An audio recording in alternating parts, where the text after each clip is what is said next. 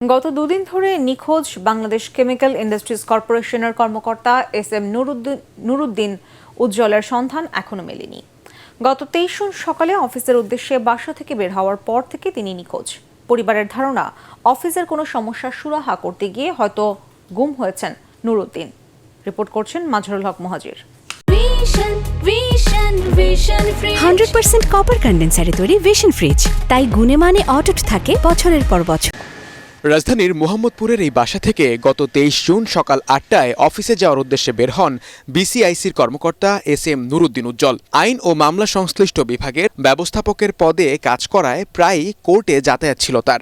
ফলে মামলা সংশ্লিষ্ট কাজে আদালতে গেলে তার ফোন বন্ধ থাকত।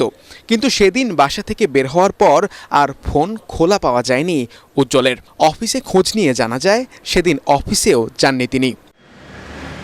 এ বিষয়ে রাজধানীর মোহাম্মদপুর থানায় সাধারণ ডায়েরি করেন স্ত্রী আশরাফুন্নেসা তানিয়া। এটিএন বাংলাকে তিনি জানান, সেদিন প্রতিদিনের মতোই বাসা থেকে বের হয়েছিলেন তার স্বামী। তেজগাঁতে একটা ভিজিটে যেতে হবে, অফিসিয়াল একটা ভিজিট, অফিস হয়ে যাবে, ও গাড়ি থাকবে, তারপরে একটা কোর্ট আছে, তারপরে হয়তো আর কোনো কাজ নাই অফিসিয়াল। তারপরে ল্যাপটপ নিয়ে গেছিল, বললো যে আজকে ফিরতে দেরি হবে, ল্যাপটপটা ঠিক করব। এইটুকু বলে বের হয়েছে আমাকে। আর একটু টেনশনে আছে, বললো আজকে দিনে একটু ঝামেলা যাবে, গেলে পারে আমি বাঁচি। উজ্জ্বলের বাবার সন্দেহ, ছেলের নিখোঁজের পেছনে অফিসের কেউ জড়িত থাকতে পারে।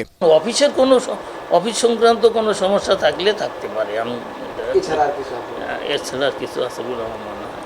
তবে এরই মধ্যে উজ্জ্বলকে উদ্ধারে মাঠে নেমেছে আইন শৃঙ্খলা রক্ষাকারী বাহিনী। তদন্তের স্বার্থে ক্যামেরার সামনে কথা না বললেও সবার প্রত্যাশা দ্রুতই খোঁজ মিলবে বিসিআইসির কর্মকর্তা এস.এম. নুরুদ্দিন উজ্জ্বলের। মাজহারুল হক মুহাজির, এটিএন বাংলা, ঢাকা।